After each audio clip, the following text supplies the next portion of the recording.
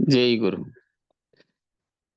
गुरु ब्रह्मा गुरु विष्णु गुरुदेवो महेश्वरा गुरु साक्षात् परब्रह्म तस्मै श्री गुरवे नमः। ओम नमो ब्रह्मादिभ्यो ब्रह्म विद्या संप्रदाय कर्तृभ्यो वंश ऋषिभ्यो मखद्भ्यो नमो गुरुभ्यः। सर्वोपप्लवरहित प्रज्ञान घन प्रत्यगर्धो ब्रह्मैवाहमस्मि अहं पदार्थरहितः। गुरवे सर्वलोकानां विषजे भवरोगिणां निधये सर्वविद्यानां श्रीदक्षिणामूर्तये नमः।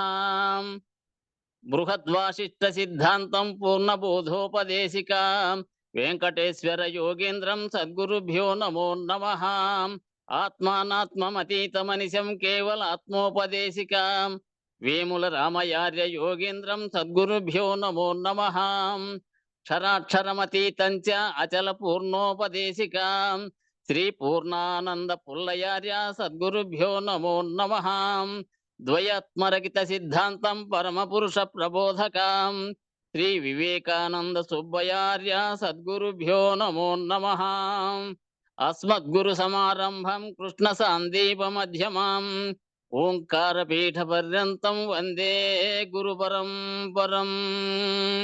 जय सद्गुरु प्रभु महाराज को जय।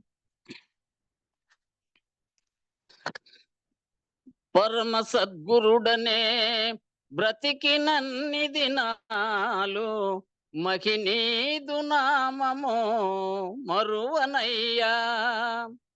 తనువులో ప్రాణముల్ తల్లిపోయడి వేళ కపవాత పైత్యముల్ గప్ప భీతి కలిగి దేహం వంత గడగడ వనకంగా తుతులు బాంధవులంత శోకమంద నాలుకతో నిన్ను నాచార్యని బిల్వ శక్తియుండునో లేదో సమయమిపుడే మంచిదని వేడుతుంటియే మెంచబోక ముక్తి నొసగుమి లోకేశ భక్త పోష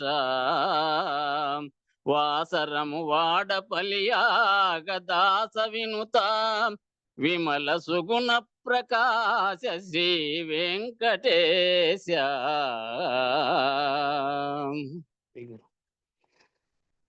గురుడు లాభించేనమ్మా గురి తెలిపేటి ప్రభుడు లాభించేనమ్మా.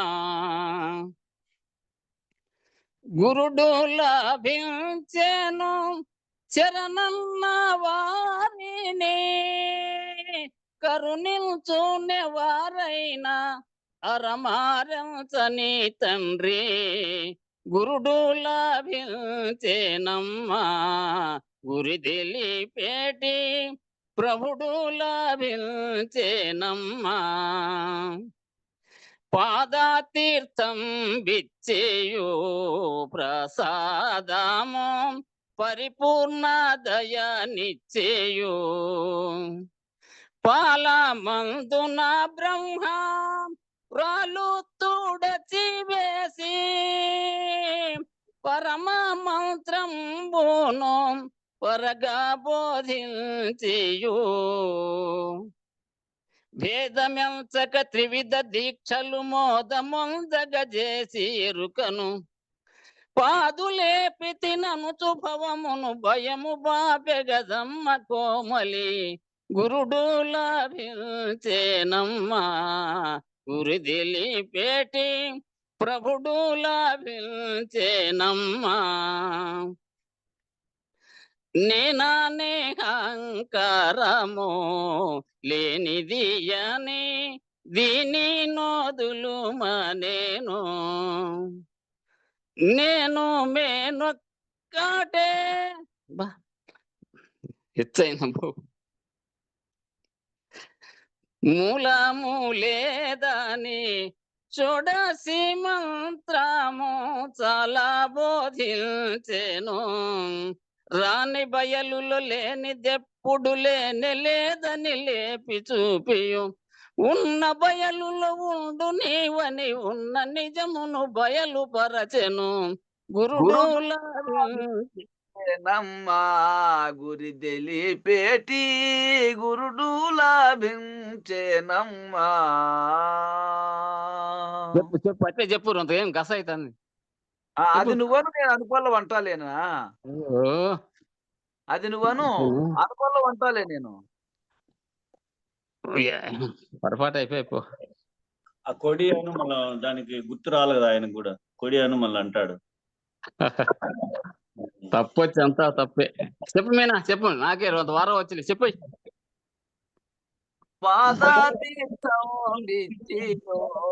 ప్రసాదము పరిపూర్ణ దయానిచ్చియో ఫలమందున బ్రహ్మావ్రాలు తూడచి వేసి పరమ మంత్రంబును పరగా బోధించియో భేదమెంచక త్రివిధ దీక్షలు మోదమొందగ చేసి ఎరుకను పాదులేపితి ననుచు భవము భయము బాపెగదమ్మ కోమలి గురుడు లాభించేనమ్మా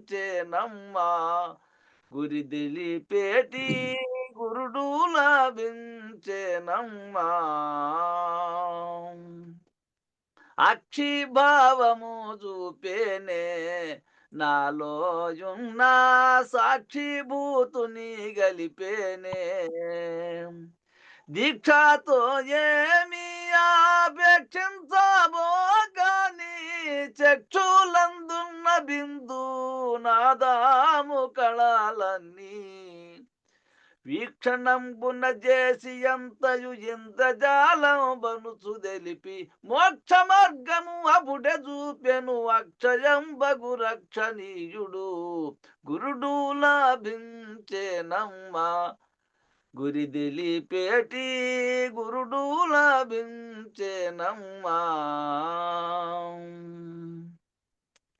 భట్నాబాయలు నందునా ఎప్పుడు ఏమీ పుట్టావు నిజమా నేను గుట్టు ద్వాదశి తెలిపి దిట్టాము చేసియు వట్టి బట్ట బయలు దిట్టాము చూపియు అట్టు చేసేటి ఎరుకనెప్పుడు బట్ట బయలున నిలుపవలదని కట్టు చేసి బయలు నందున వట్టి బయలు కమ్ము కమ్మనే గురుడు లాభించేనమ్మా గురి తెలిపేటి గురుడు లాభించేనమ్మా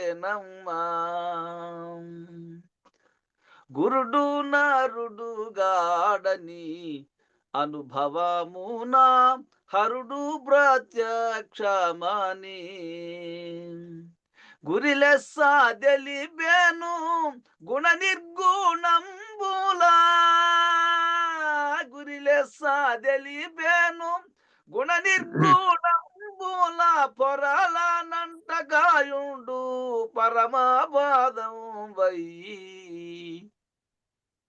ధరలు గల వెలివట్టి అందున ధన్యుడాయను రామదాసుడు కరుణకును పాత్రుణ్ణి చేసెను పరమ సద్గురు ప్రభువరుండును గురుడు లాభించేనమ్మా గురి తెలిపేటి గురుడు లాభించేనమ్మా.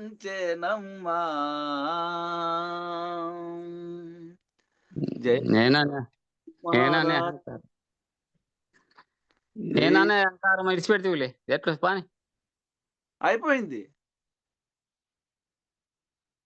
జై ప్రభు మహారాజుకు జై పూర్ణానంద పుల్లయాజులకు జై అనంత కోటి భక్త మండలికి జై.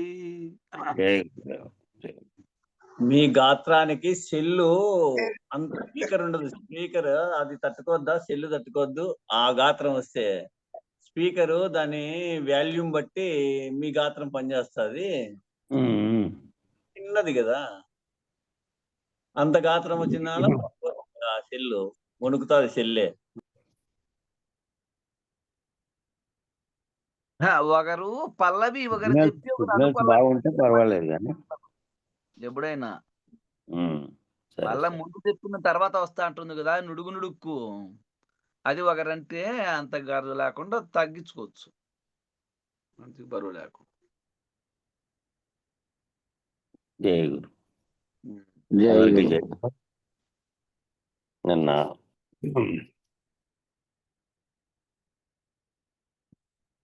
అసాధ్యమైనటువంటి వాటిని ఒక్కటిగా చేసి చూస్తే అవే అసాధ్యాలను ఎవరైనా తెలుసుకోవాలంటే అవన్నీ తత్వ విజ్ఞానంలో ఉంటాయి. అది తెలుసుకోవాలంటే ఓ సూత్రాన్ని పట్టుకోవాలి అని చెప్పారు నిన్న. తనకు తా కదలడట పరమశివుడు, తా కదిలేడిది మాయేయట అనే సూత్రం నిన్న ఆఖరిలో చెప్పుకున్నాం. దానినే ఇక్కడ సంస్కృతంలో వేశారు. చిత్గణం. ఎవరైతే ఈ రహస్యాన్ని పట్టుకోగలిగారో వారికి గురుబోధ ద్వారా, గురువు యొక్క సూచన ద్వారా ఏం తెలిసింది అంటే కదలనిది ఎప్పటికీ కదలడం లేదు. కదలకుండా ఉండేది ఒకటి ఉంది, అది కదలకుండా ఎప్పటికీ ఉంది. ఎప్పటికీ అది కదలదు, కదలకుండానే ఉంది. అంతరిక్షం కదలడం లేదు. అంతరిక్షంగా ఉండేదేమో అది కదలడం లేదు. విశ్వమేమో కదలకుండా ఉండడం లేదు. ఇది నిరంతరం చెలిస్తోంది. విశ్వం కదులుతోంది, అంతరిక్షం మాత్రం కదలటంలే. అంతరిక్షము విశ్వము రెండూ ఒక చోట ఉన్నాయి. ఇప్పుడు అంతరిక్షం అనే ఖాళీ ప్రదేశంలోనే ఇది ఉంది, విశ్వం అనేది. అయినప్పటికీ అది కదలట్లే, ఇదే కదులుతోంది. అంతరిక్షం విశ్వమంతా వ్యాపించి ఉంది. అంతరిక్షం అనేది విశ్వమంతా వ్యాపించి ఉంది. జగత్తు విశ్వానికి అతీతంగా అవతలికి యువతలకి కూడా అంతటా వ్యాపించి ఉన్నది. ములుగుచ్చు సందు లేక ఉన్నది అది. కదిలే విశ్వం మాత్రం పరిమితంగా ఉంది. ఈ కదులుతున్న విశ్వం మాత్రం పరిమితంగా ఉంది. కదలందేమో అంతటా ఉన్నది. కాబట్టి బింబ ప్రతిబింబ న్యాయం ద్వారా అనంత విశ్వాన్ని అఖండ ఎరుకని తెలుసుకోగలుగుతామేమో కానీ బింబము ప్రతిబింబం అనే న్యాయం ద్వారా బింబం ఉంటేనే ప్రతిబింబం ఉంటుంది. దాని ద్వారా ఈ అనంత విశ్వాన్ని అఖండ ఎరుక దీంట్లో ఉన్నటువంటి చైతన్యం ఏదైతే ఉన్నదో దాన్ని తెలుసుకోగలుగుతామేమో కానీ బయలును తెలుసుకోలేవు. ఎందుకంటే అక్కడ బింబ ప్రతిబింబ న్యాయం సమర్థనీయం కాదు. ఇక్కడ ఉనికి ఉంటేనే కనపడే నామరూపాత్మకమైన ఏదైనా ఉనికి ఉండాలి. ఆ ఉనికి అనేది లేనిది. అది ముళ్ళుగుచ్చ సందులే ఉన్నది అంతరిక్షం. అది కదలదు, అది ఎప్పటికీ కదలదు. తా కదలడట పరమశివుడు, కదిలేడిది మాయట. అంటే అనంత విశ్వం కదలకుండా ఉండలేదు, రెండు ఒకచోటే ఉన్నాయి. ఘటం వేరుగా ఆకాశం వేరుగా ఉన్నాయా? ఘటం ఆకాశం లోపలే ఉంది. ఘటం ఉండడానికి ప్రదేశము, జగత్తు ఉండడానికి, విశ్వం ఇది ప్రపంచం ఉండడానికి ప్రదేశం అంతా కూడా అంతరిక్షం అనేటువంటి ప్రదేశంలోనే ఉన్నాయి.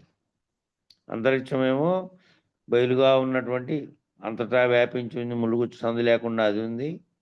ఆకాశంగా చెప్పబడుతున్నటువంటిదేమో ఈ గ్రహాలకు స్థావరమైనటువంటిది. ఇది అన్నిటికీ అవకాశం ఇచ్చిన దానిగా ఉంది. దీంట్లో కదులుతున్నాయన్నీ.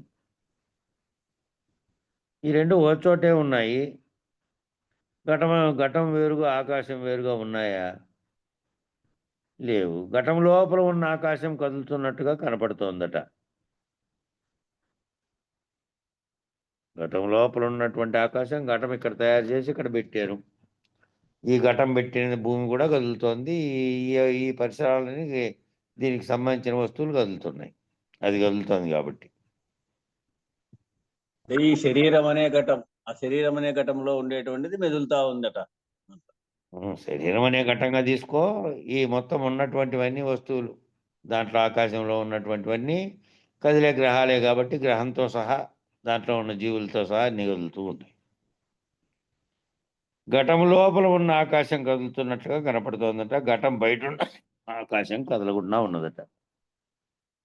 ఘటం బయట ఉన్న ఆకాశంలోనే ఇవన్నీ ఉన్నాయి. ఇవి కదులుతున్నాయి తప్ప ఆకాశం కూడా కదలదు. ఎప్పుడు అవకాశం ఇచ్చింది కానీ దాంట్లో ఉన్న ఈ వస్తు సంపద అంతా కదులుతుంది. ఘటమునకు ఉండటము లేకపోవటం అనేది సాధ్యం కావచ్చేమో కానీ ఆకాశం మాత్రం ఎప్పుడూ ఉంది. అలాగే బయలు కూడా ఎప్పుడూ ఉంది. ఈ ఘటం అనేది వస్తువు ఏది? దీంట్లో తయారై వచ్చినటువంటిది. భూమితో సహా ఇతర గ్రహాలతో సహా అన్నీ వచ్చినవన్నీ ఏర్పడి ఉన్నాయి. మళ్ళా నశించినప్పుడు, లయమైనప్పుడు లేకుండా కూడా పోతాయి. అట్లాగే ఘటం అనేది తయారు చేసినటువంటిది జీవునికి తీసుకుంటేనేమో ఈ బ్రహ్మాండం అనే విశ్వం ఉంటేనే దాంట్లో ఈ ప్రాణులు ఉంటాయి, లేకుంటే ఉండవు. అట్లాగే మానవుడు తయారు చేసిన మామూలు కొండగా తీసుకున్నప్పటికీ అది తయారు చేసి అక్కడ వస్తువుగా ఉంటేనే ఉంటుంది. అది ఉండడం ఉండకపోవటం అనేది జరుగుతుంది.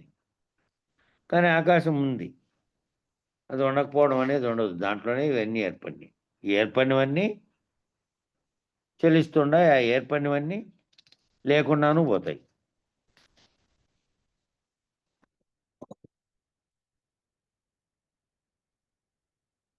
బయలు మాత్రం ఎప్పటికీ ఉంది. విశ్వానికి ఏమో రాకడా పోకడా ఉండవచ్చు, కానీ బయలు ఎల్లకాలం సర్వకాలం ఒక్క తీరుగా ఉంది.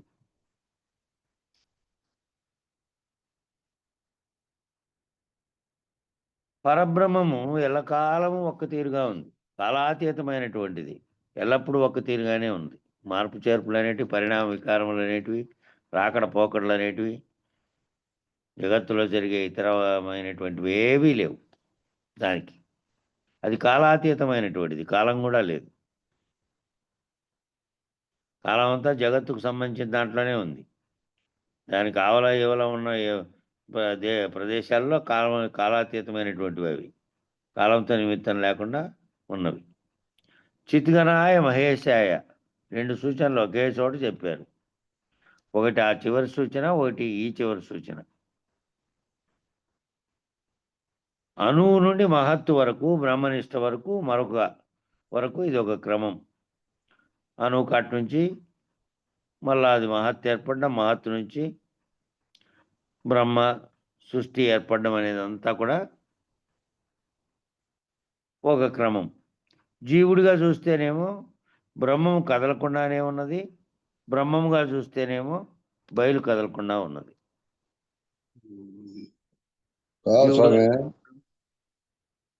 ఇవి కదలక మెదలకు ఉండే పెద్దలు గురువులు అంత గోప్యంగా ఎందుకో పాటించినారో ఏం కథ మహానుభావులు దాన్ని కనిపెట్టేకి అందరితో సాధ్యం కాదని చెప్తా వస్తుంటారు. కానీ ఇవన్నీ నువ్వు ఉంటేనే కదా ఇప్పుడు నువ్వు చెప్తాంటే అందరూ వింటారు. నువ్వు లేకపోతే చెప్పేవాళ్ళు లేనప్పుడు అది ఒక కదలకోకుండా ఉండేది చెప్తుంది. దాన్ని పొగిడేవాళ్ళు లేరు, దాన్ని మాట్లాడించేవాళ్ళు లేరు. ఇది నువ్వు నేను చెప్పు అందరూ పొగుడుతున్నారు, అందరూ దాన్ని అంటే ఏమనుకున్నావు, అది గురువు తప్ప ఎవరికి సాధ్యం కాని పని అని చెప్తున్నారు పెద్దలందరూ. భలే గోప్యంగా పెట్టేసినారు స్వామి. గోప్యంగా పెట్టడం కాదు, ఇవి కనపడతాండే దాంతో తాదాత్మ్యం చేసి అది నిజమని అనుకుంటున్నావు. నిజమైంది కదలకుండా ఉంది, నిజమైంది ఎప్పటికీ నాశనం లేనిదిగా ఉంది. నిజమైన దానికి ఎప్పటికీ రాకడ పోకడలు లేవు. రాకడ పోకడల నుండి కదులుతున్నదంతా విశ్వం అనే దాంట్లో ఏర్పడింది. విశ్వాతీతంగా ఉండే దాంట్లో, అంతటా మొలుగుచ్చు సందులేని దాంట్లో అది కదలకనే ఉన్నది. ఈ కదులుతున్నటువంటిది అంతా కూడాను నీలోనే కదులుతోంది కాబట్టి నీతో సహా కదులుతోంది. ఆ కదులుతున్న దాన్ని కదలనీయకుండా చేసేటువంటి స్థితిలో నువ్వు అర్థం చేసుకోగలిగితే, కదిలే అఖండ ఎరుకపోతే బ్రహ్మముగా ఉండే ఎరుక, జీవుడుగా ఉండే ఎరుక రెండు పోయినటువంటి స్థితిలో ఉంటే ఏది ఉంది అంటే ఏది ఎప్పటికీ ఏ రకమైనటువంటి కదలిక లేనటువంటి స్థితిలో అది ఉన్నది. కాబట్టి ఈ కదిలేదే జ్ఞానము, కదిలేదే ఎరుక, కదిలేదే కర్మము, కదిలేదే కారణము, కదిలేదే జన్మకు తీసుకొస్తోంది. కదలంది ఎప్పుడు జన్మకు తీసుకురాదు, కదలంది ఎప్పుడు ఒకటే రకంగా ఉంది. కాబట్టి కదిలేదాన్ని తొలగించుకోవడానికి కదలని దాన్ని ఊహ చేత కేవలం గురువు చేసే సూచన చేత తెలుసుకోబడ్డమే. కదలనిది ఎప్పుడు వస్తు రూపంలో లేదు, కదలనిది ఎప్పుడు బొమ్మ చూపించడానికి ఇట్టుకో ఇట్లు చూడప్ప అని చెప్పడానికి లేదు. కాబట్టి అది దాన్ని గురుగుహ్యము అన్నారు. గురువు యొక్క సూచన చేత తాను ఊహాత్మకంగా తాను ఊహలో తెలుసుకోవాల్సిందే. వస్తురూపకంగా ఉన్నటువంటి ఇదిగో దీన్ని పోల్చి చూపుతున్నా చూడు ఇది అని చెప్పడానికి వీలు కానిది అది. అణువు నుండి మహత్తు వరకు, మహత్తు నుండి బ్రహ్మనిష్ట వరకు ఇది ఒక క్రమం. జీవుడిగా చూస్తేనేమో బ్రహ్మం కదలకుండానే ఉన్నది, బ్రహ్మము చైతన్యంగా ఉన్నది, బ్రహ్మమే వస్తువు కాదు కాబట్టి మళ్ళీ దానివల్ల ఏర్పడినటువంటి జగత్తుగా ఉన్నటువంటిది పంచభూతాత్మక ఉన్నది, ఇదంతా కదులుతోంది, బ్రహ్మం కదలకుండానే ఉంది. మళ్ళా నువ్వు బ్రహ్మం స్థితిలోకి పోయి చూస్తే బయలుంది, బయలు కదలకుండా ఉంది, అక్కడ బ్రహ్మం కూడా లేదు, బ్రహ్మముగా సృష్టికి కారణమైన వస్తువు కూడా లేదు, బయలు ఎప్పటికీ కదలకుండా ఉంది.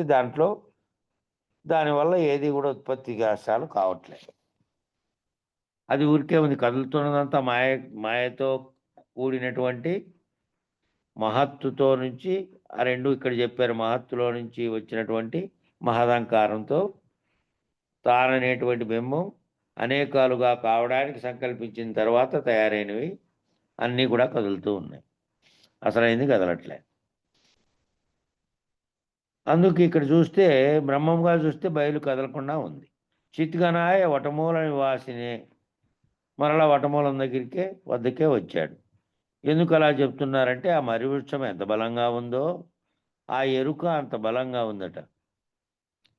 ఆ మర్రి చెట్టు అంత మామూలుగా ఊరికే పోయేది కాదు, ఊడలు దిగి మళ్ళా ఇది ఒక పక్క శిథిలమైతే అంటే దాని ఊడలు మళ్ళా ఇంకో పక్కన మలిచి అది మానుగా మళ్ళీ అది స్తంభంలాగా అయిపోయి వడ్లంబాయి కాడ ఉండి మాను ఓ పెద్ద మాను, ఆ పెద్ద మానుకు జంటగా మాను, ఆ జంటగా మానుకు ఇంకో పక్కన మళ్ళీ ఒకటి పొడవాటి స్తంభం అక్కడ పైనుంచి కిందాక సపోర్ట్గా ఉండేది. అది అట్లాడుకుండే వయసులో ఓ 15 ఏళ్ళ వయసులో నాయనను పెదకొనప్ప మామ ఇద్దరు కలిసి గట్టిగా ఎలాడి గట్టిగా పట్టుకుంటే,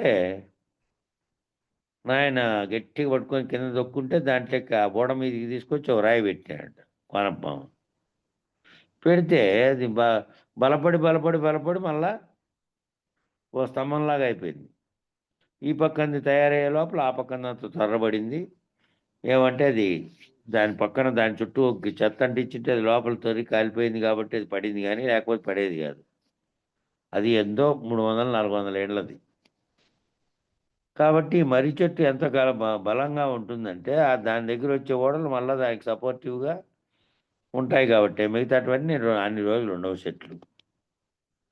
ఆ ఎరుక కూడా అంత బలంగా ఉంటుందట.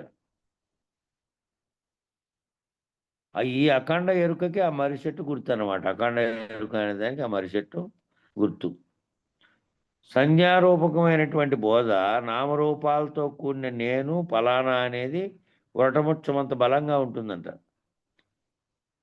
ఇదంతా గుర్తులతో చూపించేటువంటి బోధ, ఇది గుర్తులతో తెలిపే బోధ. నామరూపాలతో కూడినటువంటి నేనేమో ఆ నేననే చైతన్యంగా ఉన్నప్పుడు, నేను కిందికి దిగొచ్చి నేను శరీరం అనేది భావన లేకుండా ఉన్నప్పుడు నేను బ్రహ్మముగా ఉంది. బ్రహ్మం అనే చైతన్యము అఖండ ఎరుగ్గా ఉన్నది, అదే నేను అంటున్నది అదే. నేను అంటున్నదే ఈ నామరూపాలతో కూడిన నేను ఫలానా. అది ఏ రూపంలో చెప్పినా, రూపంలో నా రూపం ఇది, నేను నా పేరు కృష్ణమూర్తి, నా పేరు ఇది, నేను ఫలానా వాళ్ళు, నేను ఫలానా ఇది, ఇవన్నీ చెప్పుకునే నేనులు అన్నీ అనేక రకాల నేనులు చెప్పారు. ఆ నేనులు అంటున్నదంతా కూడా ఇదే. అది ఎంత బలంగా ఉందంటే వటవృక్షం అంత బలంగా ఉందంట. నేను ఫలానా అనేది వటవృక్షం అంత బలంగా ఉంది. ఇంకో పేరు పెట్టి పిలిస్తే వారు పలకరింగా. ఇంక నీకు పెట్టిన పేరు, ఆ పేరుతోనే వ్యవహరిస్తున్నావు జీవితాంతం. ఇంక పెట్టారు పేరు పెట్టిగా చనిపోయేదాకా నేను ఎవరంటే నాకు ఆ పెట్టినటువంటి పేరుతో వ్యవహరిస్తున్నావు. ఇంకో పేరుతో కూడా లేదు, ఎందుకంటే ఇది అలవాటు పడిపోయి నేను ఫలానా అనేది ఫిక్స్ అయిపోయింది. వటవృక్షం అంత బలంగా ఫిక్స్ అయింది. అది విచారణలో తేలేది ఏంటంటే సర్వవ్యాప్త చైతన్యంగా నీవుగా నేనుగా అనేకాలుగా ఉన్నటువంటి దానికి అంతటికీ కారణమైన దాంట్లో ఒక్కటిగానే ఉన్నది. విచారణలో ఇవన్నీ తొలగిపోతే ఆఖరుగా చెప్పినటువంటి మహావాక్య నిర్ణయం అది. నేను ఆ అఖండ ఎరుకలో భాగంగానే ఉన్నటువంటి మహా చైతన్యంగా ఉన్నటువంటి బ్రహ్మమును అనే స్థితికి తీసుకెళ్ళేది విచారణలో, ఇవన్నీ తొలగిపోతే. అట్లా ఈ పేరు పెట్టి పిలిచినటువంటి పేరు ఎట్లా ఉంది అంటే, ఎట్లా ఫిక్స్ అయిపోయిందంటే వటవృక్షమంత బలంగా నిలిచిపోయింది ఆ పేరు. పేరుతోనూ దానికి సంబంధించిన అంశాలు కూడా అట్లే నాటుకుపోయినాయి. ఒకటే కాదు, తనతో వచ్చిన పదవో లేకపోతే ఆ పేరుతో ఉన్నటువంటి సంపద, ఆ పేరుతో ఉన్నటువంటి చేసిన పనులు, ఆ పేరుకు కీర్తికాంక్ష, ఇవన్నీ కూడా పేరు అనే దాంతోనే ముడిపడి ఉన్నాయి. నామరూపాలు కాబట్టి మనం ఏం చేయాలి? ఇవన్నీ నామరూపాలు కాబట్టి మనం ఏం చేయాలంటే వటవృక్షాన్ని పట్టుకోవాలి. పట్టుకుంటే సద్గురు దర్శనాన్ని పొందుతావు. సద్గురు దర్శనాన్ని పొందితే సద్గురువు ఎవరైతే సద్గురువు ఇదంతటిని దీన్ని పోగొడతారో, ఈ భ్రాంతిని, నామరూపాత్మకమైన దాంతో ఏర్పడినటువంటి దాన్ని అంతటినీ పోగొట్టగలిగినటువంటి సద్గురుమూర్తి దర్శనాన్ని పొందుతావు. చిత్గనాయ మహేశాయ వటమూల నివాసినే సచ్చిదానంద రూపాయ దక్షిణామూర్తయే నమః అని ఈ శ్లోకంలో భాగం. ఏమిటి ఆయన రూపము అంటే సచ్చిదానందం, సత్తు చిత్తు ఆనందం. ఈ పద్ధతిలో నామరూపాలను విడిచిపెట్టి, నామరూపాలుగా ఉండే భౌతిక అంశాన్ని వదిలిపెట్టి, ఏది ఆనందాన్ని, ఆ సచ్చిదానందంగా ఉన్నటువంటి దాన్ని ఆశ్రయించాలి. అలా ఆశ్రయించిన నీవు బ్రహ్మనిష్ఠుడవు. సచ్చిదానంద స్వరూపంగా ఉన్నటువంటిది దాంతో ఈ లోకంతో ఉన్నటువంటి దాంతో అనుబంధంతో శరీరము నామరూపాలతో ఉన్నటువంటి దాన్ని తొలగించి ఉన్నటువంటి బ్రహ్మస్వరూపంగా ఉన్నటువంటి బ్రహ్మనిష్ఠుడు నేను అనుకున్నావు అనుకో, ఈ ద్వంద్వాలుగా ఉన్న సర్వముగా ఉండేటువంటివన్నీ అనేకాలుగా ఉన్నవి తోచవు. అనేకాలుగా తోస్తున్న దాంతో నిమిత్తం లేకుండా ఉన్నటువంటి స్థితిలో నువ్వు ఉండాలి అని చెప్తున్నాడు. బ్రహ్మనిష్ఠుడుగా నువ్వు దాన్ని ఆశ్రయిస్తే, సచ్చిదానందాన్ని ఆశ్రయిస్తే, అలా ఆశ్రయించిన నీవు బ్రహ్మనిష్ఠుడుగా ఉంటావు. జీవుడుగా మళ్ళీ ఈ ద్వంద్వాలతో, శరీరంతో సంబంధించినటువంటి దాంతో ఏర్పరచుకున్నటువంటి బంధాలతో స్పందన చేయవు. నీవు నేనంటే భేద విషయము లేదప్పుడు. ఇంకా సర్వవ్యాప్త చైతన్యంలో భాగంగా ఉన్నావు. నువ్వు అఖండ ఎరుకలో భాగంగా నిర్ణయంగా నువ్వు బ్రహ్మనిష్ఠుడుగా ఉన్నావు సచ్చిదానందాన్ని ఆశ్రయించి. ఆ తరువాత ఏం చేయాలి? ఆ సచ్చిదానందం అనే ఆవరణం తొలగించుకొని సచ్చిత్ ఆనందమైన పరబ్రహ్మ నిర్ణయాన్ని పొందాలి. ఆ సచ్చిదానందం అనే ఆవరణాన్ని కూడా, ఆ ఆవరణ కూడా బ్రహ్మముగా నేనుంటే ఆ బ్రహ్మముగా ఉన్నటువంటి ఎరుక ఏదైతే కలిగిందో, ఏ ఎరుక చేతనైతే సృష్టికి కారణమైనటువంటిది సంకల్పించి చేసిందో అది అదే. కాబట్టి ఆ సచ్చిదానందం అనే ఆవరణను కూడా తొలగించుకొని సచ్చిత్ ఆనందమైనటువంటి దానికంటే ముందున్నటువంటి స్థితిలో ఉన్నటువంటి పరబ్రహ్మ నిర్ణయాన్ని పొందాలి. అలా పొందిన చిత్తు కాస్త జ్ఞానానందంగా మారింది. ఈ చిత్తు ఏమవుతుంది? చిత్తంలో నుంచినే వచ్చినటువంటివి కదా మిగతాటువంటి. చిత్తు ఘనంగా ఉన్నదేమో,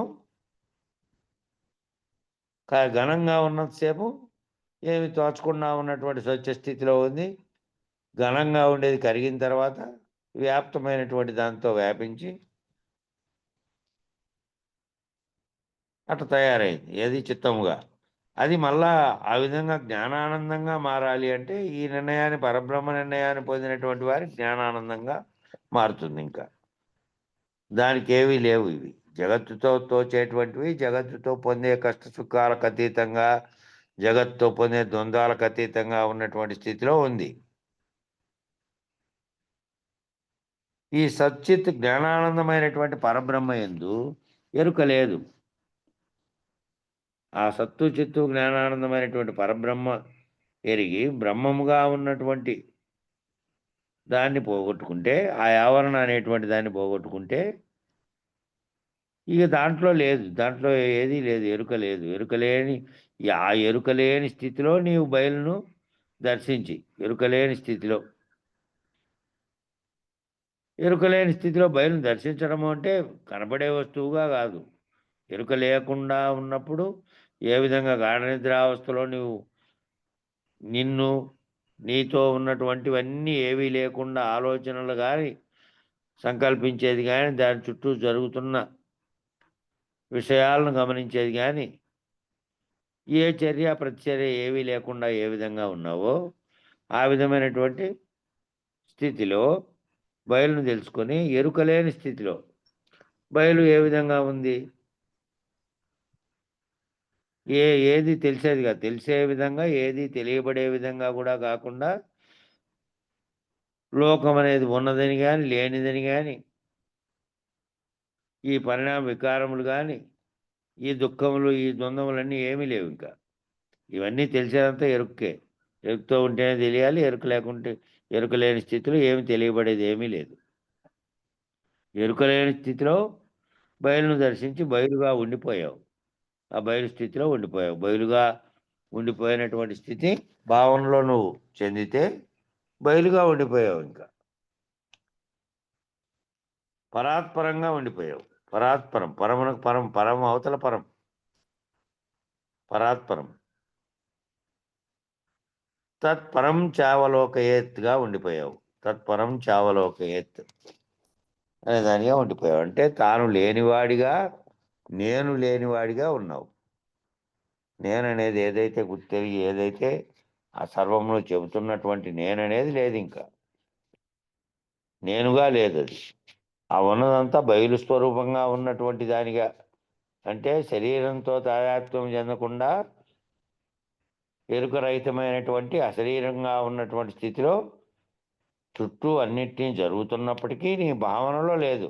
చుట్టూ జరుగుతున్న ప్రపంచం భావనలో లేనటువంటి స్థితిలో ఉన్నావు. నేను లేనివాడవుగా ఉన్నావు. నాహంగా ఉంది అనే మాటలన్నీ ఒకే పదంలో సూచించారు. నేను లేను, నాహం అంటే నేను లేను. ఆ పదాలన్నీ ఒక పదంలో సూచించారు. చిత్గణాయ మహేశాయ దక్షిణామూర్తయే నమః. నమః అంటే మంత్రంలో 3 విధాలైనటువంటివి. నమః అంటే నమ్మకం అనేది దానికే చెప్పారు మొన్న. ప్రతి మంత్రానికి ఆఖరిలో వచ్చే నమః అనేదే నమ్మకం. అది 3 విధాలైనటువంటి మంత్రాలు చెప్తున్నారు ఇక్కడ. ఒకటేమో ఉచ్చారణ, ఉచ్చారణ అంటే పలకడం. రెండోదేమో ధారణ, ఆ పలికినటువంటి ఏ మంత్రం అయితే ఉందో ఆ మంత్రం లోపల భావనలో ధారణ చేయాలి. అది నిరంతరము దాంట్లో లోపల నుంచి అదే మంత్రాన్ని బయట ఉచ్చరించే ఏ మంత్రం అయితే ఉందో అది ఉండాలి. మోహన మంత్రములు అని 3 రకాలు చెప్పారు. ఈ 3 రకాల దానిలో కింద వివరించారు. ఈ నమః అనే శబ్దంతో సంపుటీకరించబడినటువంటి వాటన్నిటినీ మోహన మంత్రములు అని చెప్తారట. ఈ నమః అనే దాంతో ఏ దానికైతే ఏ మంత్రానికైనా సరే ఆఖరిలో నమః అని వచ్చినటువన్నీ వాటన్నిటినీ మోహన మంత్రములు అని చెప్తారు. అంటే నీకు నేను వశవర్తినై ఉంటానని చెప్పడం. ఇప్పుడు ఈ మామూలుగా దేవతలకు చెప్పేదానికి వీటన్నిటికీ కూడా ప్రతి మంత్రానికి నమః అని చెప్తే ఆ ఈ మంత్రాలు చెప్పే విష్ణు సహస్రనామాలకు, లలితా సహస్రనామాలకు, అమ్మవారి నామాలకు, శక్తి నామాలకు ఎవరికి చెప్పినప్పటికీ ఆ మంత్రానికి అంతా లాస్ట్లో నమః అని చెప్తే నేను నీకు వశున్నై ఉంటాను అని అర్థం. ఇక్కడేమో ఈ స్తోత్రంలో మనం దక్షిణామూర్తి ఏ నమః అంటున్నాం. దక్షిణామూర్తి ఏ నమః అంటున్నామంటే ఆ దక్షిణామూర్తికి వశవర్తినై ఉంటాను అంటున్నాం. ఏ నిర్ణయం తీసుకున్నా, ఏ ఆలోచన చేసినా జనన మరణాలతో సహా నీ వశవర్తినై ఉంటాను అని. అంటే ఇంకా నా నిర్ణయం లేదేది. నా నిర్ణయం లేనటువంటి నీ నిర్ణయంతో నా నిర్ణయమే నిర్ణయం నాస్తి సర్వదా నిర్ణయం లేనటువంటి స్థితిలో ఉంటాను నేను. నా నిర్ణయం ఏమీ లేదు. కాబట్టి నా ఇచ్చా నిర్ణయాలను అనేటివి వదిలేశాను. విచారణ చేసిన తర్వాత గురుమూర్తి కరుణ చేత ఏవి పోగొట్టుకున్నానంటే నేను అనే దాన్ని పోగొట్టుకొని నేననే దానితో సంబంధించబడినటువంటి ప్రాపంచికంగా ఏర్పడినటువంటి సర్వమును పోగొట్టుకొని ఇంకా నీ వశుణ్ణి ఆ దక్షిణామూర్తితో సమానంగా చెప్పబడినటువంటి గురువు. ఇక్కడ గురువైనా దేశకుడైనా దక్షిణామూర్తి అయినా ఒకటిగా చెప్పన్నారు. కాబట్టి ఆ వశంలో ఉంటాను. నేననే దాన్ని పోగొట్టుకొని ఉన్నా. నేను గురుమూర్తి యొక్క వశంలో ఉన్నాను. నేనుగా భావించినటువంటి నామరూపాత్మకంగా ఉండి దానితో సంబంధించినటువంటి బంధాలన్నింటినీ తెంచుకున్న స్థితిలో గురుమూర్తి అధీనంలో ఉన్నా నేను అని వశవర్తినై ఉంటాను అంటున్నాం. ఏ నిర్ణయం తీసుకున్నా, ఏ ఆలోచన చేసినా జనన మరణాలతో సహా నీ వశవర్తినై ఉంటాను అని. అంటే ఇక నా నిర్ణయం లేదు, నా ఇచ్చా నిర్ణయాలనేటివి వదిలేశాను. నమః అంటే ఇచ్చా నిర్ణయములు వదిలివేయుట. ఎవరికి వదలాలి అంటే లేనెరుక పద్ధతిగా ఉన్న దేశకేంద్రునికి వదిలేయాలి. ఎవరికి వదిలేయాలి? తనువు మనసు ధనము వదిలేస్తున్నానని గురువు గారికి ప్రమాణం చేసి అన్నీ నీకు అర్పిస్తున్నానని మంత్రం చెప్పిన రోజు ప్రమాణం చెప్పి చెప్తున్నారు కదా. వదిలేయాలంటే ఏమిటి? దానికి సంబంధించిన భావనలో ఏ ఎరుకైతే ఈ కల్పిస్తోందో దాన్ని. ధనం అంటే డబ్బులు తీసుకుపోయడమో లేకపోతే ఇంకోటి చేయడమో కాదు. ఇక నీవు నిర్ణయించే స్థితిలోని నీవు నిర్ణయిస్తున్నటువంటి ఏ ఎరుక నీలో నిర్ణయిస్తోందో సర్వమును దాన్నంతా వదిలేసినట్టే. మనసును వదిలేసావు. శరీరం అనేది ఇంకా శరీరాన్ని వదిలేయడానికి, శరీరం గురువుకి అర్పించడానికి తనువు అర్పించారంటే తనువు మనసు లేకుండా తను ప్రవర్తించలేదు. అది జడమైనటువంటి దాంట్లో ఏది వర్తిస్తుందో ఆ ఎరుకను వదిలేస్తే ఇక అన్నీ గురువుగారి దగ్గర వదిలేసినట్టు. కాబట్టి ఎవరు లేనెరుక పద్ధతిగా ఉన్నటువంటి దేశకేంద్రునికి వదిలేయాలి. ఏ గురువు అయితే లేనెరుకలో ఉన్నాడో, ఎరుకను వదిలి ఉన్నాడో ఆ దేశకేంద్రునికి వదిలేయాలి. ఎందుకంటే వారు ఇచ్చా నిర్ణయాలు లేకుండా ఉన్నారు. ఆ గురుమూర్తి ఎట్లున్నాడంటే ఇచ్చా నిర్ణయాలు లేకుండా ఉన్నాడు. ఇచ్చా నిర్ణయాలను తొలగించుకున్నటువంటి అశరీరుడుగా ఉన్నాడు. కాబట్టి ఎవరైతే ఇచ్చా నిర్ణయాలు లేక ఉన్నారో వాళ్ళు దేశకేంద్రులు, వారే సద్గురుమూర్తి. ఇచ్చా నిర్ణయాలు లేకుండా ఉన్నటువంటి, కోరికలు లేకుండా ఉన్నటువంటి, నిర్ణయాలు చేయకుండా ఉన్నటువంటి అశరీరుడుగా ఉన్నటువంటి వారు అట్లా ఎవరైతే ఉన్నారో వాళ్ళే దేశకేంద్రులు, వారే సద్గురుమూర్తి కూడా వారే. ఉత్తమమైనటువంటి సద్గురుమూర్తి అంటే ఉత్తమమైనటువంటి గురువు, పరమగురువు, అన్నిటికంటే పరమగురువు.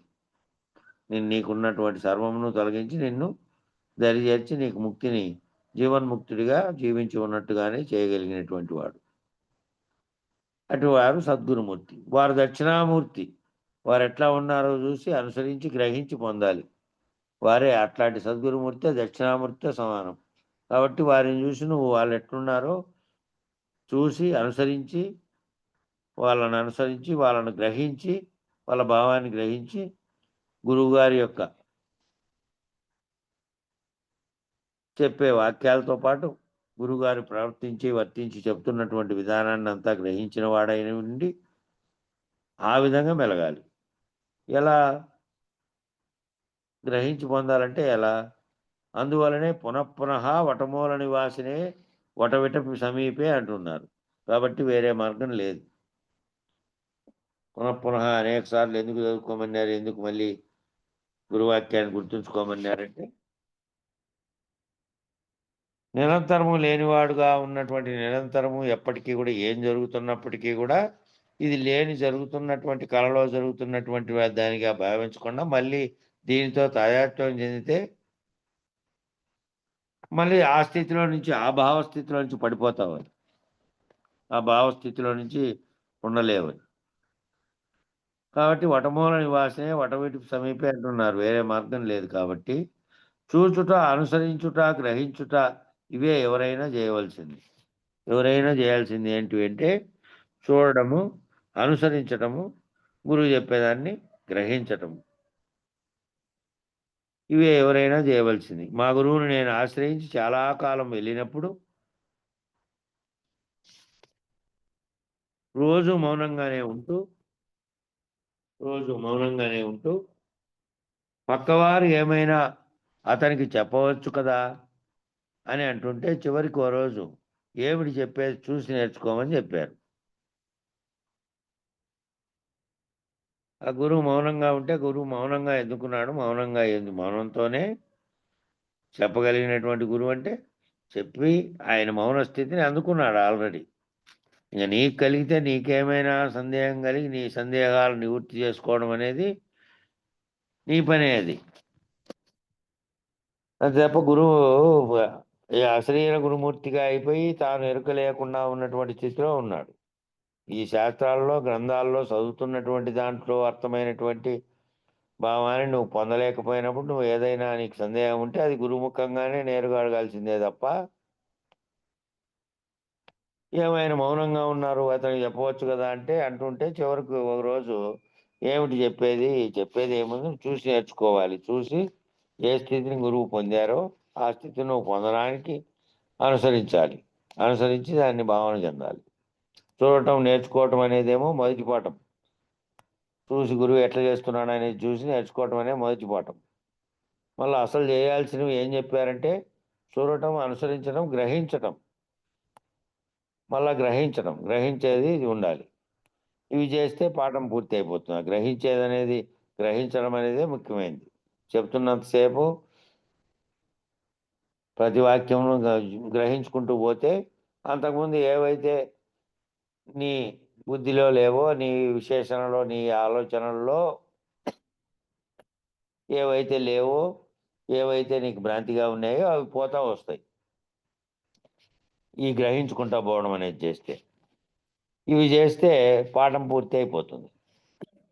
కాబట్టి మొదటి పాఠం చెప్పారు. ఇంక నేనేం చేయాలి ఇంకా అంటే అప్పటి నుంచి పరిశీలనగా చూడడం మొదలైంది. గురువు చెప్పారు కాబట్టి మొదట ఏం చెప్పాలి? మౌనంగా ఉంటే ముందు పరిశీలించడం, అనుసరించడం నేర్చుకో, ఆ తర్వాత గ్రహించడం. కాబట్టి మొదటి పాఠం ఏంటంటే గురువుని అనుసరించడము, గురువుని పరిశీలించడం. ఇక నేనేం చేయాలంటే ఇక అప్పటి నుంచి పరిశీలనగా చూడడం మొదలు పెట్టడమైంది. అప్పుడు మాత్రమే అన్యోన్య దర్శనం ప్రారంభమైంది. అన్యోన్య దర్శనం ఎప్పుడు ప్రారంభమైంది? నువ్వు గురువుని చేరి, గురువుని అనుసరించి, గురువు యొక్క ప్రవర్తనను, గురువు యొక్క వాక్యాలను వినుకుంటూ పరిశీలన ఎప్పుడైతే మొదలైందో, ఆయన నిన్ను పరిశీలించడము, నువ్వు ఆయన్ని పరిశీలించడం ఎప్పుడైతే మొదలైందో, ఇక ఒకరి పట్ల ఒకరికి అన్యోన్య దర్శనం అనేది ఇక అప్పుడు మొదలైంది.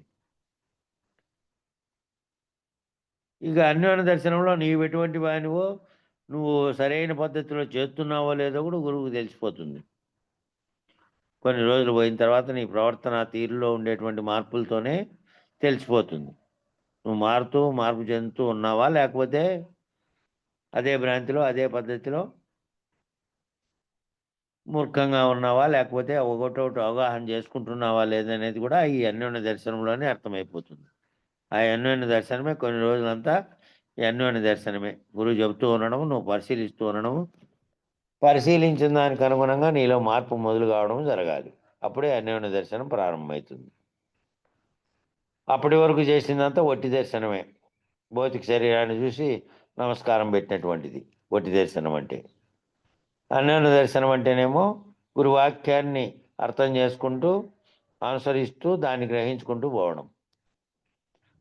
గురువు యొక్క భావాలను నువ్వు పట్టుకుంటావు, నీ భావాలను గురువు పట్టుకోగలడు. కాబట్టి అటు ఒట్టి దర్శనం వల్ల దానివల్ల ప్రయోజనం లేదు. అప్పుడు వరకు చేసినటువంటి ఒట్టి దర్శనం వల్ల ఏం ప్రయోజనం లేదు. కాబట్టి సృష్టి మొత్తం మీద ఏది జరిగినా కూడా అదంతా ఖండ ఎరుకలో భాగమే. ఈ సృష్టి మీద జరిగేదంతా కూడా ఎవరెవరి భావనలో ఎవరికి అయితే చెందుతోందో, ఎవరికి ఏ విధంగా తోస్తోందో దాంట్లో భాగంగా జరుగుతున్నటువంటిదే ఇది. అఖండ ఎరుకగా ఉన్నటువంటిదేమో జగత్తుగా ఉండి దానికి సంబంధించిన నిర్వహణ చేస్తున్నటువంటి స్థితిలో చైతన్యంగా ఉంది. పంచభూతాత్మైన వాటికి ఏ చైతన్యంతో అవి పనిచేస్తున్నాయో ఆ చైతన్యంగా ఉంది, అఖండ ఎరుకగా ఉన్నది. ఖండ ఎరుకగా ఉన్నదంతా జీవుల్లో ఉన్నటువంటి నువ్వు నేనుగా అనేకంగా ఏర్పడినటువంటి వాటిలో ఏమి జరిగినప్పటికీ దాన్ని భావించే వాని యొక్క తత్వాన్ని బట్టి ఖండ ఎరుకలో భాగంగా జరుగుతున్నవే. అన్ని కదలికలో కూడా అఖండ ఎరుకలో భాగం. ఈ కదలికలన్నీ ఈ ఖండ ఎరుకలో కదులుతాండేటువంటి నువ్వు నేనుగా, వారుగా, వీరుగా, అనేకులుగా అనేక చర్యలన్నీ జరుగుతున్నటువంటి అన్నీ కూడా అఖండ ఎరుకలో భాగంగానే జరుగుతున్నాయి. దాన్ని విడిచి సపరేట్గా ఏమీ లేవు. ఏ కదలిక లేనటువంటిది ఖండ ఎరుక కదులుతూ ఉంటే అఖండ ఎరుకలోనే కదులుతూ ఉన్నాయి. అఖండ ఎరుక కూడా కదులుతూనే ఉంది. కదులుతున్న దాంట్లోనే ఆ కదులుతూ ఇది కదులుతోంది, బింబ ప్రతిబింబ న్యాయంగా కదులుతోంది. అది కదలకుండా ఉంటే ఇది కదిలేది లేదు. కాబట్టి ఎక్కడ కలిగినా అంతా కూడా ఖండ ఎరుకలో భాగమే. అన్ని కదలికలు కూడా అఖండ ఎరుకలో భాగంగానే కదులుతూ ఉన్నాయి. ఏ కదలిక లేనటువంటిదేమో బయలు, అచలము, అంతరిక్షము. ఏ పేరు పెట్టా ఒకటే, కదలంది. అది కదలకుండా ఉండేది బయలుగా ఉంది, అచలంగా ఉంది, అంతరిక్షంగా ఉంది. మళ్ళీ ఆకాశంగా ఉంది. ఆకాశం బయలుగా ఉన్నప్పటికీ దీంట్లోనేమో కదిలేటివన్నీ ఉన్నాయి. విశ్వంగా ఉంది ఆకాశమేమో. దానికి అతీతంగా అంతరిక్షంగా ఉన్నదేమో ఆవల ఈవల కూడా ఉంది. అంతటా విశ్వంగా ఏర్పడిన ఆవరణ దాటి ఉంది అది. కాబట్టి ఏ పేరు పెట్టినా ఒకటే. నామరూపాలు మనం పెట్టుకున్నవి. దానికి బయలని పెట్టింది, దానికి అచలమని పెట్టింది, అది కదలదని పెట్టింది, అది అంతరిక్షమని పెట్టింది కూడా ఈ ఎరుకే. అవి ఏ పేరు పెట్టా దాని నామరూపాలన్నీ కూడా పెట్టుకున్నదంతా మనమే. దానికి లేవు, దానికి నామరూపాలు ఏవీ లేవు. మనమే తయారు చేసి మనం నామరూపాలు పెట్టాం. అంటే ఈశ్వరత్వంగా ఉన్నది, బ్రహ్మత్వంగా ఉన్నది, విష్ణుతత్వంగా ఉన్నది, వ్యాపకం చెందుతున్నది, సృష్టిస్తున్నది, లయిస్తున్నది అనేటువంటిది శక్తి రూపంగా ఉంటే దానికి నామరూపాలన్నీ తయారు చేశాం. ఈ ఎరుకే తయారు చేసి పురాణాలను అనుసరించి దాంట్లో వర్ణించినటువంటి పురుషుడు ఇట్లున్నాడు అట్లున్నాడు అని చెప్పి దానికి ఉన్నటువంటి మానవ రూపాన్ని కల్పించి మళ్ళీ దానిలో తయారు చేసి అంత చేసింది ఏంది నామరూపాలన్నీ అంటే ఇది భావించి ఇది దాన్ని ఊహించుకొని తనలో కల్పించుకుంది. అన్ని తయారు చేసుకొని పేరు ఏ వస్తువు కరణానికి ప్రతి వస్తువుకు పేరు లేని వస్తువు ఉంది చూడండి. గడ్డి పరక కట్టు నుంచి విశ్వంగా ఉన్నటువంటి ప్రతిదానికి ఉంది. కొండ, గుండు, నీరు, రాయి, రప్ప, రవ్వ ఒక్కటని కాదు, అన్నిటికీ ఆ పేర్లు ఏంటికంటే దాని యొక్క వస్తుస్థితిని బట్టి పేర్లు తయారు చేసింది ఇదే. పేర్లు పెట్టుకునేది లేదు, అది పెట్టుకోదు. బయలుగా ఉన్నటువంటిది ఎప్పుడూ పెట్టుకోదు. నామరూపాలతో కూడినటువంటివి దానిని ఊహించి పెట్టినటువంటి పేర్లన్నీ దీనికి ఇది పెడితే సరిపోతుందని పేర్లు పెట్టిందంతా ఇదే, మనం పెట్టుకున్నవే ఇవన్నీ. దానికేమో లేవు.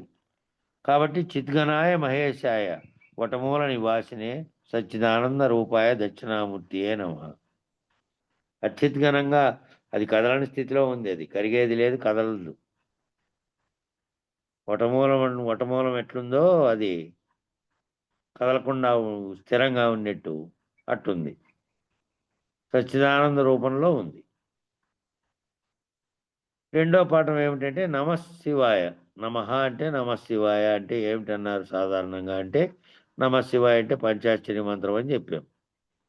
శివునికి వశవర్తినై ఉండడం నమశివాయ. అంతే కదా. ఎందుకంటే శివునాకి లేనిది చీమైన కొట్టుదంటే వచ్చేమో కదలాలన్నా సరే ఆ మహేశ్వరుని అనుమతి లేనిదే కదలదు. అంటే అదే అఖండ ఎరుకగా ఉన్నది కదిలితేనే ఈ ఖండ ఎరుకలుగా ఉన్నవి కదులుతున్నాయి. అది కదలకుండా ఇది కదలదు. దాని అనుమతి లేకనే కదలదనే మాట అందుకే వచ్చింది. కాబట్టి నీవు అలా ఉన్నావా అన్నారు. నీవు ఆ విధంగా ఉన్నావా కదలకుండా అని అన్నారు. అది రెండో పాఠం. మొదటిదేమో చూసి నేర్చుకోమని, రెండోది నీవు అలా ఉండు, ఆ కదలకుండా ఉన్నటువంటి దానిలాగా నువ్వు ఉండు. అలా ఉండమంటే అనుసరించడం, అలా ఉండనమంటే దాన్ని అనుసరించడం. కాబట్టి రెండవ పాఠం ఏమిటంటే అనుసరించడం.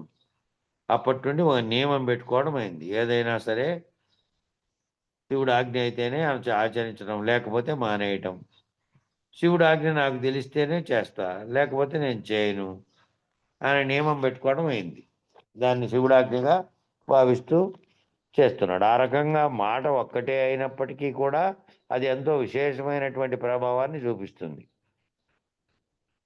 ఎట్లా అంటే దేశకేంద్రుల యొక్క ప్రతి ఒక్క మాట అత్యంత విలువైనదిగా భావించి ఆ ఐక్యతా సిద్ధిని పొందాలి. నేను అదే సిద్ధి. ఆ మాటలోని అర్థార్థం ఏమిటి అంటే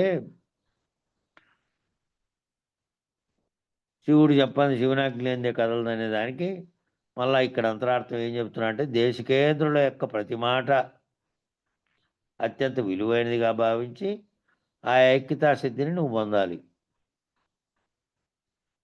ఇంకా మూడో ఉపదేశం ఏంటంటే గ్రహించాలి. ఈ మూడో పని ఏంది నువ్వు చేయాల్సిందంటే మొదటిది ఏంది? చూడడం అని చెప్పారు, మళ్ళీ అనుసరించమని చెప్పారు, మళ్ళీ మూడోది గ్రహించమని చెప్పారు. మూడోది గ్రహించాలి. మూడో ఉపదేశం ఏంటంటే గ్రహించాలి. గ్రహించాలంటే ఏం చేయాలంటే నీవు నేను వేరుగా ఉన్నంతసేపుగా నీవెప్పటికీ తెలుసుకోలేవు. కాబట్టి నీవు నేనుగా వేరుగా కనపడుతున్నదంతా ఏమిటి అంటే పేరుతో ఉన్నటువంటి నామరూపాత్మకంగా ఉన్నది, శరీరంగా భావిస్తున్నది. ఇది ఉండరాదు. అది తొలగించుకునేటువంటి స్థితిలో నువ్వు విచారణ ద్వారా నీవుగా ఉన్నటువంటి, నేనుగా ఉన్నటువంటి, అట్లే అనేకంగా ఉన్నటువంటి వాటికి అల్లా కూడా నామరూపాలను బట్టి గుర్తించకుండా ఏవైతే వాటిలో ఉండేటువంటి ఎరుక అనేది పలుకుతోందో, ఏదైతే భావిస్తోందో, ఏదైతే ఆలోచిస్తోందో, ఏదైతే సర్వజీవులకు ఉన్నటువంటి స్థితిలో ఉన్నదో అది ఒక్కటిగానే ఉన్నది. అది బ్రహ్మం అనేటువంటి అఖండ ఎరుకగా ఉన్నటువంటి దాంట్లోనే ఉన్నది, అది వేరుగా కాకుండా. కాబట్టి నువ్వు గ్రహించాలంటే వేరుగా ఉన్నంతసేపుకు కాకుండా నీ యొక్క స్వరూపాన్ని నువ్వు గ్రహించగలిగే స్థితికి రావాలి ముందు. కాబట్టి నువ్వు గ్రహించాలంటే నువ్వు వేరుగా కాకుండా కలిసిపోయినటువంటి స్థితిలో ఉండాలి.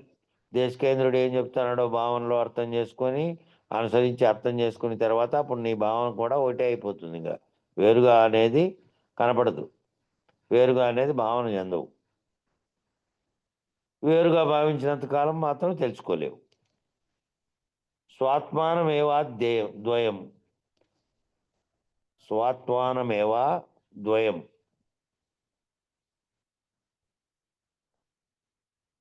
విడదీసుకుంటే అద్వయం కూడా ఉంది అందులోని. ఈ ఆదిశంకర స్తోత్రాల వల్లే వేస్తుంటే అదేమిటి అని అడిగారు. స్వాత్మానమేవా ద్వయం అని చెప్పడం అయింది. అంటే ఏమిటి అని అడిగాడు. స్వాత్మానం అంటే ఆయాత్మే, అదే అద్వయంగా ఉన్నది, ద్వయం కాదు. ఆయాత్మగా ఉన్నటువంటి దాన్ని తెలుసుకొని ఆ స్వరూపం నేనని తెలుసుకుంటే అప్పుడు రెండుగా వేరువేరుగా లేవు, సర్వవ్యాప్తంగా ఉన్నటువంటిది అంతా ఒక్కటేననేది మామూలు చెప్తారు. స్వాత్మానమేవా ద్వయం అని చెప్పడం అయితే అవి ఏమిటని అడిగితే వేరుగా లేకునుట. మరి నీవు అలా ఉన్నావా అని అడిగారు. దానితో మూడో ఉపదేశం పూర్తయింది. ఆ మూడో ఉపదేశం ఏమిటంటే నీవు కూడా వేరుగా లేనటువంటి స్థితిలో గ్రహించిన తర్వాత అప్పుడు నువ్వు వేరుగా లేవు. ఇంకా గురుగారి యొక్క సూచన గ్రహించిన తర్వాత ఇంకా లేవు. అప్పటి వరకు నువ్వు ఉన్నావు, వేరువేరుగా భావించినటువంటి నీవు లేకుండా అయిపోయావు గురువుగారి మూడో ఉపదేశమైనటువంటి సూచన ద్వారా. కాబట్టి ఇప్పుడు ఏమి సాధించమన్నారంటే గురు శిష్య ఐక్యతా సిద్ధి ద్వారా నీవు గ్రహించాలి, లేకపోతే ఎప్పటికీ గ్రహించలేవు. నువ్వు గనక గురు శిష్య ఐక్యతా సిద్ధి అనే దాని ద్వారా గనక ఏకభావనతో నేననే అన్యంగా ఉన్నటువంటి అన్యంగా ఉన్నానని తోచినటువంటి నామరూపాత్మకంగా కాకుండా దేశకేంద్రుడైనటువంటి గురువులో ఆ చైతన్యంలో నువ్వు కూడా వేరుగా లేకుండా ఆ గురువాక్యం చేత గ్రహించి గురువు కంటే నువ్వు అన్యంగా లేవు అనేటువంటి ఏకత్వ సిద్ధిని నువ్వు పొందాలి. అంటే నువ్వు దాని ద్వారా ఐక్యతా సిద్ధి ద్వారా మాత్రమే గ్రహిస్తావు, లేకపోతే ఎప్పటికీ గ్రహించలేవు. వేరువేరుగా చూసినంత కాలం గ్రహించలేవు. కాబట్టి చూచుట, అనుసరించుట, గ్రహించుట అనేది ఇదే ఉపనిషత్ అంటే అర్థం. ఉపనిషత్ అనే పదానికి అర్థం ఏంటంటే ఉప అంటే సమీపంలో, నిషత్ అంటే అనుసరించి దాన్ని అనుసరించిన విషయాన్ని గ్రహించుట. ఆ రకంగా ఉపదేశత్రయం మూడు రకాలు. ఆ రకంగా దీక్షాత్రయం పూర్తయింది. దీక్షాత్రయం కూడా ఆ మూడు రకాలే: చూచుట, అనుసరించుట, గ్రహించుట. ఇక తాను అనేది మళ్ళీ వేరుగా లేకుండా గ్రహించుట అంటే తానే గురుమూర్తి యొక్క స్థితిలో గురుమూర్తిలో ఐక్యమైపోవుట. ఈ విధానంలో నేను ప్రయాణించాను. ఈ దీక్షాత్రయం ఉపదేశత్రయం విధానంలో నేను ప్రయాణించాను. గురువు ఈశ్వరీయ మౌనం నుండి బయటకు వస్తున్న వ్యక్త స్థితిలో వారిని ఆశ్రయించడం జరిగింది. గురువు గారు అంతకుముందు ఏమిట్లో ఉన్నారన్నారు? ఈశ్వరీయ మౌనం, కదలకుండా ఉన్నటువంటి కదలరట పరమశివుడు అనే స్థితిలో ఉన్నాడు. దాంట్లో నుంచి బయటకు వస్తున్నటువంటి వ్యక్త స్థితిలో మళ్ళా లేనెరుకలేకి ఏదైతే వచ్చారో బోధించడానికి, ఆ లేనెరుకలేనికి వచ్చేట స్థితిలో నువ్వు పోయి ఆశ్రయించడం జరిగింది, వారిని ఆశ్రయించడం అయింది.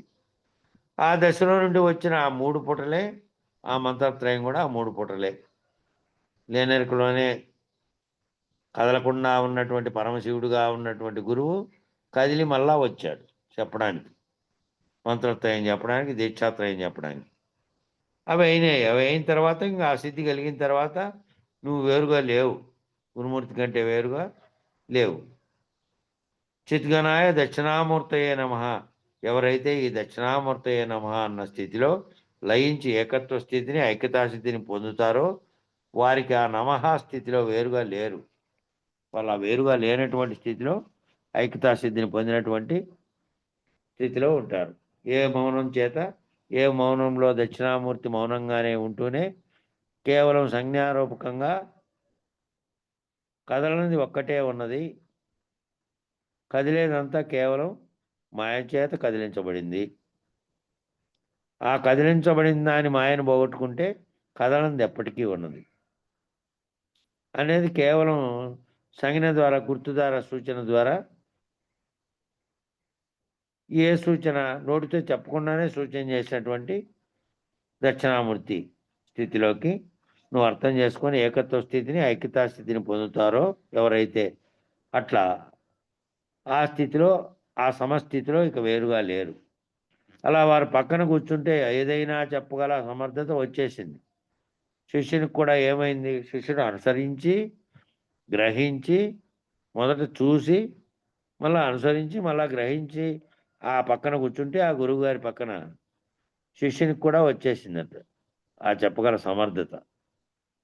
దాన్ని అంతటిని గ్రహించి తాను ఇంక వేరుగా లేనటువంటి ఆయన భావస్థితిని, ఆయన భావం యొక్క ఆయన చెప్పగల స్థితిని తాను గ్రహించినటువంటి స్థితిలోకి ఉన్నాడు కాబట్టి ఆ చెప్పగల ఏదైనా చెప్పగల సమర్థత కూడా వచ్చేసింది. అప్పటికి ఏ శాస్త్రాలు చదువుకోలేదు, ఏది సాంగంగా అధ్యయనము చేయలేదు, ఎవరి వద్ద శుశ్రూషలు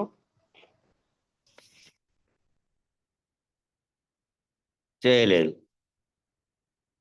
కానీ అంతకుముందు ఏది చేసిండలే. కానీ ఎప్పుడైతే వారి పక్కన కూర్చొని ఆ ఐక్యతా సిద్ధి అనే పట్టుకొమ్మను పట్టుకొని ఆ గురువును వీడకుండా ఆ గురువుని అనుసరించి ఆ గురువు ఉండేదాన్ని గ్రహించుకుంటూ పోతే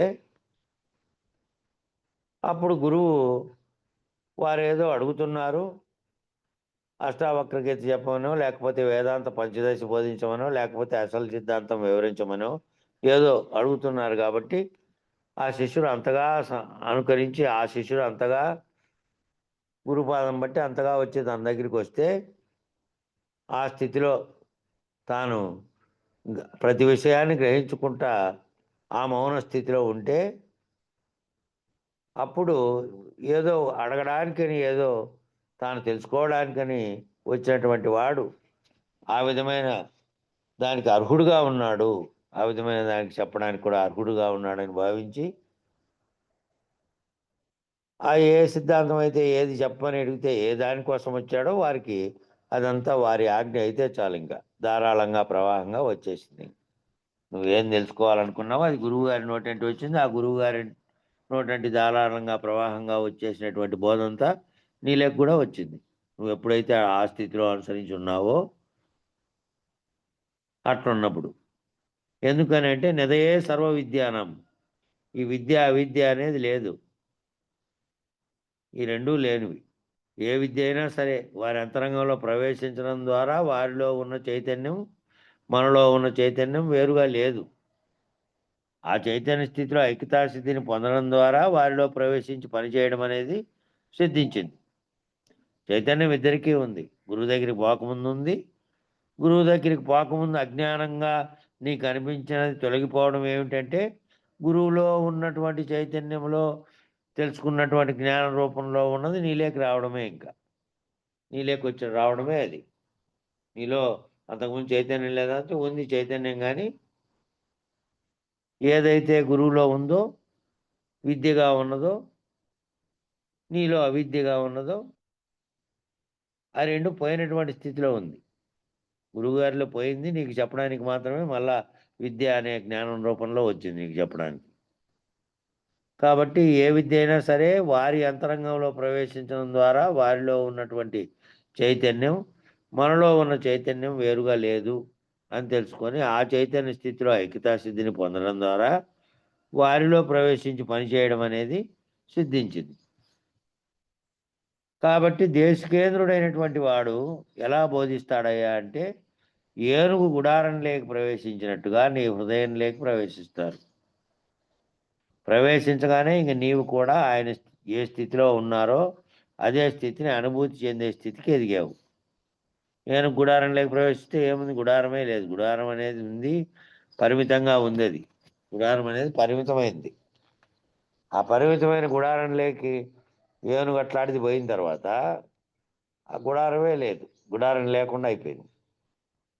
అట్లా నీ హృదయంలోకి ఆయన ప్రవేశించిన తర్వాత ప్రవేశించగానే నీవు కూడా ఆయన ఏ స్థితిలో ఉన్నారో ఆ స్థితిని అనుభూతి చెందే స్థితికి ఎదిగావు.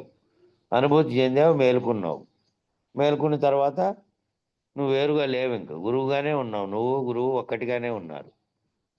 ఇది దక్షిణామూర్తి పద్ధతి. అంటే ఈశ్వరో గురురాత్మేతి, ఈశ్వరో గురురాత్మేతి మూర్తిభేద విభాగినే వ్యోమవత్ వ్యాప్త దేహాయ దక్షిణామూర్తయే నమః.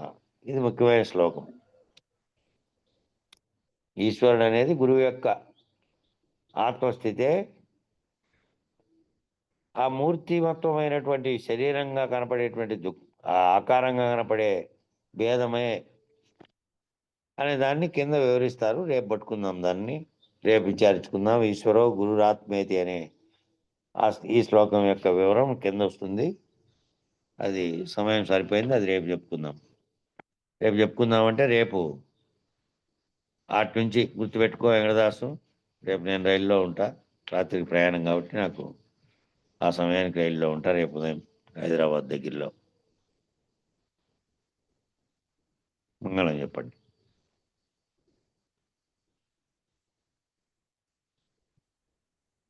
మంగళం చెప్పు. మంగళం చెప్పు. మంగళము మంగళంబు మఖనీయ గురునికి మంగళంబు, సర్వులు శరణు కోరే సాధు స్వరూపునికి మంగళంబు. మంగళం గురుదేవాయ మహనీయ గుణాత్మనే, సర్వలోక శరణ్యాయ సాధు రూపాయ మంగళం. జై సద్గురు ప్రభు మహారాజుకు జై, గురు పరంపరముకు జై. జై గురు.